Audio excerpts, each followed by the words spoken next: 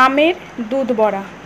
আম শেষ হবার আগেই আম থাকতে থাকতে এই মজাদার খাবারটি ঝটপট সবাই বানিয়ে নিতে পারো। কোনো বেশি ঝামেলা নেই, কোনো উপকরণ নেই, শুধু আম, দুধ আর যা বড়া বানাতে লাগে সেগুলোই। নমস্কার, কেমন আছেন সবাই? আশা করি ভালো আছেন, সুস্থ আছেন। আমি আজকে চলে আসলাম আমের একটা রেসিপি নিয়ে। আমার এই নতুন ভিডিওতে সবাইকে অনেক অনেক ওয়েলকাম।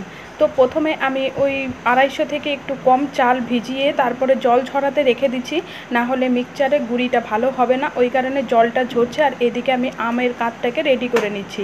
আমি ছোট বড় দিয়ে 3টা আম দিচ্ছি, 2টো আম্রপলি আম আর একটা হচ্ছে ল্যাংড়া আম।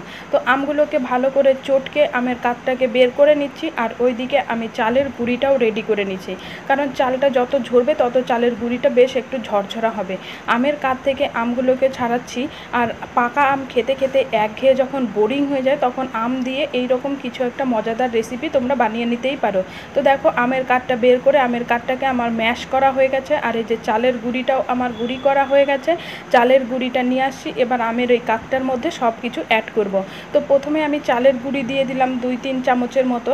তো 2-3 চামচ দিলাম এই কারণে, কারণ আমটা যদি তোমরা জাল করে করো তাহলে আমের কাঠটা শুকিয়ে বেশ একটা ঘনত্ব চলে আসবে। যেহেতু আমি কাঁচা আমেই করছি তাই আমটা একটু পাতলা পাতলা, ওই কারণে আমাকে বেশি চালের গুঁড়ি দিতে হলো।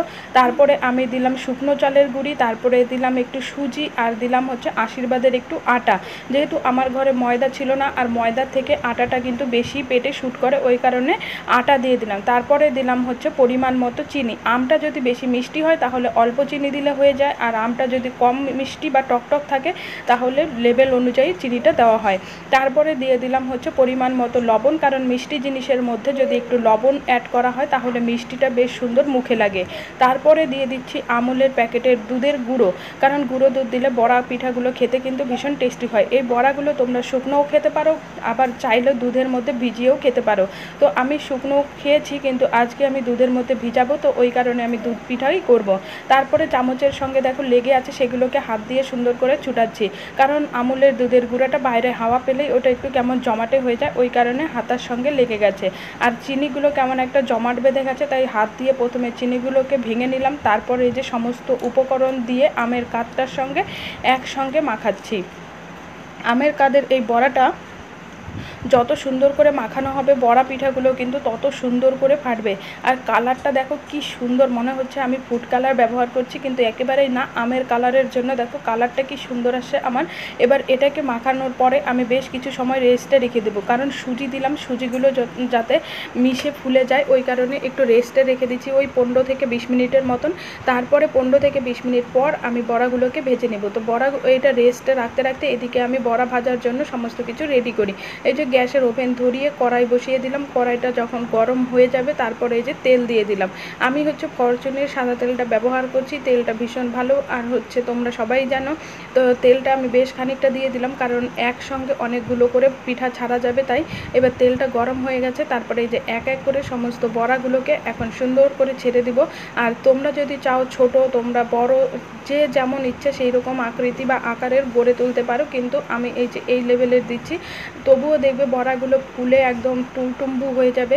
আর এই শুকনো শুকনো গরম গরম এই বড়া পিঠাগুলো কিন্তু খেতে ভীষণ ভালো হয়। তোমরা এই বড়াগুলো বানালে 1 সপ্তাহ ঘরে রাখতে পারো। কারা কারা পাকা আম খেতে পছন্দ করো তারা তারা ঝটপট একটু কমেন্ট করে জানিও তো। আর পুরো ভিডিওটা তোমরা সবাই একটু দেখো, কেউ ভিডিওটা স্কিপ করে যাবে না, তাহলে তোমরা বুঝতে পারবে না আমি কি করে আমের দুধ বড়া বানালাম। তো দেখো, এখন হচ্ছে বড়াগুলোর এক সাইড যখন ভাজা হয়ে গেছে তখন আরেক সাইড নাড়াচাড়া করে লাল লাল করে ভেজে নিলাম। এখন ছাকনা থেকে তেল ঝরাচ্ছি, কারণ তেলটা সমেত নামানো যাবে না হাতা খুন্তি দিয়ে, তাই ছাকনা দিয়ে একটু ধরে রাখলে তেলটা নিচ থেকে পড়ে যায়, তারপরে পিঠেগুলো সুন্দর রাখতে সুবিধা হয়। আর টিস্যু পেপারের ওপর রাখলে যে এক্সট্রা তেলগুলো আসে সেই তেলগুলোও কিন্তু একদম তেলটা শুকিয়ে যায়। তো আজকে আমি দুধের মধ্যে দিব, ওই কারণে আর টিস্যুর উপরে রাখলাম না, এমনি করে রেখে দিলাম। আর এই যে পরের বার দেখো যতটুকু বাকি ছিল পরের বার সবটুকু দিয়ে দিলাম একবারে। যেহেতু তেলটা আমি বেশি দিয়েছিলাম ওই কারণে আমি অনেকগুলো করেই পিঠা ছাড়তে পারলাম। তো যাই হোক, এইবারও সব নামিয়ে দিচ্ছি তেল ঝরিয়ে ঝরিয়ে। আর এই যে দেখো ফাইনালি আমার বড়াগুলো ভাজা হয়ে গেছে। আর বড়াগুলো দেখো যেরকমই দেই না কেন ফুলে কি সুন্দর সব গোল গোল হয়ে গেছে, আর ভিতরে কি সুন্দর ফুরফুরে হয়ে গেছে। তো যাই হোক, বড়া ভাজা হয়ে গেছে। এখন চলে আসলাম আমরা দ্বিতীয় স্টেপ হচ্ছে দুধের মধ্যে যেহেতু ভিজাবো, তাই আমি এখানে 1 কিলোর মতো দুধ নিয়ে নিলাম। আর দুধটা নেবার পর দুধটা ওইদিকে জাল করতে দিচ্ছি, আর কিছুটা আমি কাজু গুঁড়ি করে দিব। কারণ পিঠে পায়ে যাই করি না কেন আমি কাজু একটু গুঁড়ি করে দিই, কারণ কাজু গুঁড়িটা দিলে দুধটার সঙ্গে মিশে আরও বেশি টেস্ট হয়, আর একটু ক্রিমি ভাবও হয়।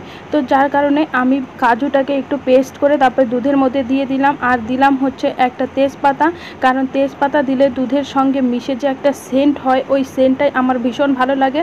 যখন সেন্ট হয়ে যাবে তখন আমি তেজপাতাগুলো তুলে আবার ফেলে দেব। কাজুর গুঁড়িটা আমার অ্যাড করা হয়ে গেছে। এবার দিয়ে দিচ্ছি আমি শুকনো আমুল দুধের গুঁড়ো, কারণ দুধের গুঁড়ো দিলে দুধটা আরও তাড়াতাড়ি ঘন হয়ে যাবে, ওই কারণে। আর দিয়ে দিচ্ছি একটু ঘি দিলে একটা ক্রিমি ভাব আসে। পায়েস করলেও চালটাকে ঘি দিয়ে ময়ম করে তারপর পায়েস করলে দেখবে সেই পায়েসটাও বেশ একটা টেস্ট লাগে, জল কাটা তখন মনে হয় না। তো যার কারণে দুধের কোনো জিনিস করলে একটু ঘি দিয়ে দিলে ভালো হয়। তারপরে দিয়ে দিচ্ছি পরিমাণ মতো একটু চিনি, কারণ দুধের যে রসটা তৈরি করব আমি, তার মধ্যে তো চিনি দিতেই হবে। তারপরে দিয়ে দিলাম হালকা একটু লবণ দিলে চিনিটার মুখের মধ্যে একটা অনুভব সুন্দর বোঝা যায়। তারপরে 3টা এলাচ থেতো করে দিয়ে দিলাম। দুধের মধ্যে মোটামুটি আমার সমস্ত উপকরণ দেওয়া হয়ে গেছে। এখন দুধটাকে আমি জাল করব যতক্ষণ না দুধের পরিমাণটা একটু কমে আসবে। তো দেখো, জাল করতে করতে দুধের পরিমাণটা প্রায় অনেকটাই কমে গেছে। এই অবস্থাতে আমি সেই ভেজে রাখা বড়াগুলোকে ছেড়ে দিচ্ছি। এবার বড়াগুলো এক এক করে সব ছাড়া হয়ে গেলে তারপর বেশ খানিকটা একটু জাল হবে, কারণ বড়াগুলো এই দুধের সঙ্গে জাল হবার পর একটু নরম হবে, তারপরে নামিয়ে দিতে হবে। তো এই যে জাল করছি, আর জাল হতে হতে দেখো বড়াগুলো বেশ আমার নরম হয়ে গেছে। তাই এখন আর বেশি জাল করব না, কারণ বড়াগুলো ঠান্ডা হয়ে গেলে আবার কিন্তু রসটা শুকিয়ে যাবে। তো ওই কারণে আমি এখন এগুলোকে নামিয়ে দিচ্ছি। আর এই যে দেখো কি সুন্দর হচ্ছে দুধের শিরাটা তৈরি হয়েছে, আর বড়াগুলো কি সুন্দর ভিজে আরও ফুলে গেছে। তাই উপর থেকে আমি ডেকোরেশন করার জন্য আমন্ড কুচি রেখে দিয়েছিলাম, সেই আমন্ড কুচিগুলো উপর থেকে দিয়ে দিচ্ছি। ভিডিওটা এই পর্যন্তই। সবাই ভালো থাকবে, সুস্থ থাকবে। দেখা হবে অন্য একটি ভিডিওতে। যারা এখনও আমার চ্যানেলটি সাবস্ক্রাইব করেনি তারা অবশ্যই আমার চ্যানেলটাকে সাবস্ক্রাইব করবে। আর তোমরা চাইলে বাড়িতে এই রকম করে একবার রসবড়া বানিয়ে খেতে পারো। বানিয়ে খাবার পর কেমন হয়েছে না হয়েছে সেটাও তোমরা আমাকে কমেন্ট করে জানাবে। তারপর নামানোর পর বেশ কিছুক্ষণ সময় পরে ঠান্ডা হয়ে যাবার পর আমি এই যে বাটিতে তুলে নিচ্ছি বাটি থেকে খাবার জন্য। আর দেখো রসটা কি সুন্দর ঘন হয়ে গেছে। যখন নামিয়েছিলাম তখন কিন্তু একটু পাতলাই ছিল।